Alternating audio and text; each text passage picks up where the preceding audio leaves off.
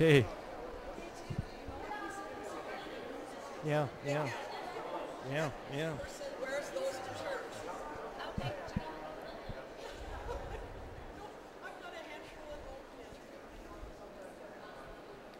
Okay, the little dirty secret. You notice there, are we starting from the left to the right? You have Mr. Pretty Boy, Donald Trump. Then you have the Koch brothers. They sometimes they act like they're on coke, but they're the ones. They are the money behind the Tea Party. And then talk about a shock jock on the far right. You have Rush Limbaugh. Those of you are unfortunate that listen to that stuff on Fox News, but they can put a picture to the name. That's the far right is Rush Limbaugh. Stop cutting from the poor and the working people. Tax the rich now. The Minnesota Coalition for People's Bailout. Thank you so much. Anybody? American Legislative Exchange Council, right, manages to push this most ridiculous budget. Yeah. Well, it's, all cuts budget. Yeah. No tax raises. Right. Total compromise, right? Right.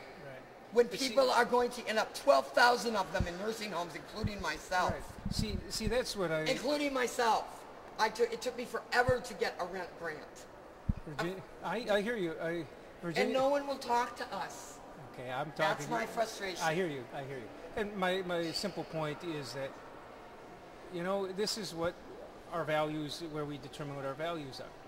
If you have, I handed a moral document. Yes, I put it on the governor's Facebook page. Good. I handed out a flyer last week on the Senate floor in a speech in which I talked about how Robert, a Vietnam War veteran with multiple disabilities, how we're taking away his $203 a month in general assistance, his entire income.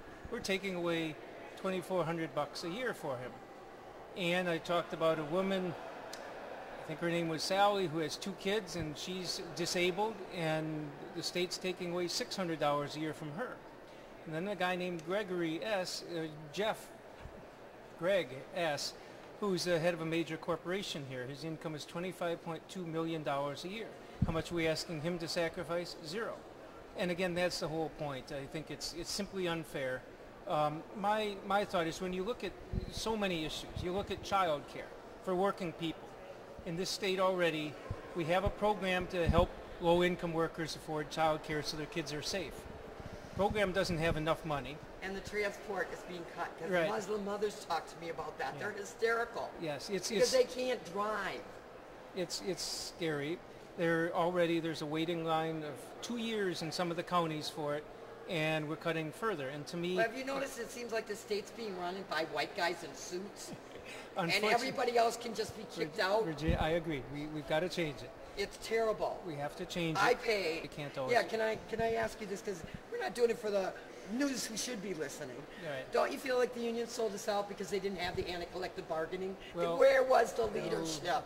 Virginia, some of the unions are finally coming around to. They aren't here. They were asked. Well, they've been asked for 12 straight weeks. Okay. I don't understand. I can't. Virginia, wait. Comment, wait. People can't come to every event. There are lots of events going on. The unions are finally getting very vocal about speaking out for low-income people. I introduced a worker dignity bill, a bill that I think would go by, 80% of the public. I think 80% of the public would agree with the statement. Not 60%, but 80% with the idea that somebody who's working full-time should have enough money that they don't live in poverty. They should be enough. Do you think we could get a poll together? We could. I'm serious. How many Minnesotans really think this is the way we should be living? Right, I agree. And to split us along these kind of lines. That's what we ought to do. That's why I have a bill that would greatly increase the minimum wage, provide fully funding for child care. We have to provide health care as a right. If we do that, we'll take all workers out of poverty. Then we have more money to take care of people with disabilities. We can build a society where everybody can succeed. I mean, that's not a dream. It's a reality. That's what we were working for in the 1930s, and 1940s, and 50s, and 60s.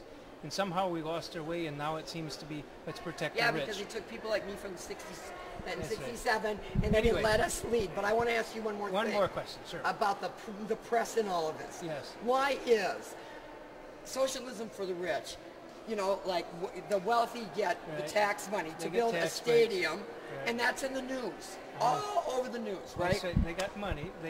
That's true. Right? Right. And every other issue. but the real issue of the pain they're causing people. I don't get it. We speak out on that. I mean, that's why I've been speaking out against the stadium subsidies. I don't mind. Hey, go to privately financed stadium, Right, not with why not? taxpayer money. So we've got to speak out on that, and that's why it's good that you're trying to organize people. Okay? Yeah. And it's very nice to see the immigrant group here too. But let's just kind of, in our own little way, let's just have a brief moment of silence so we get a chance to focus. And then of all the ones that are out there still hurting, they'll be really hurt by these cuts. Let's that moment of silence begin now.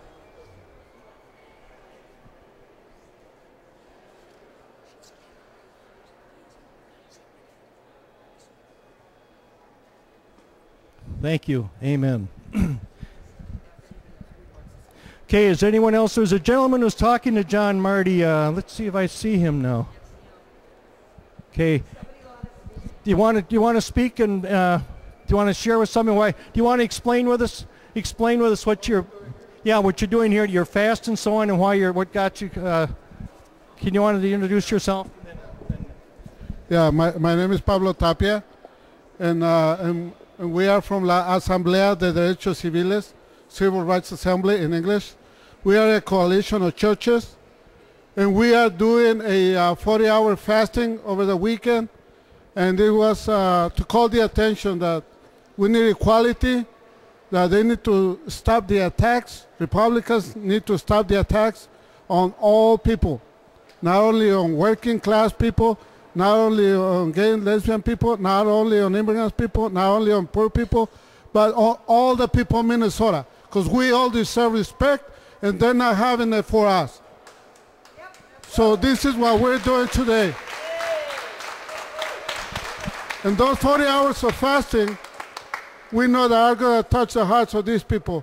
We not only brought our fasting to this building, but we brought our prayers and our faith, because some folks out there are losing it. Some of them probably don't even have faith. That's why they're acting like that. So we brought our faith today, and we brought our prayers to our community, outside the governor's office, outside the senator's chamber, and outside the representative's chamber. Sorry about that pronunciation. But we hope that we can change and put Minnesota back in the way it's supposed to go.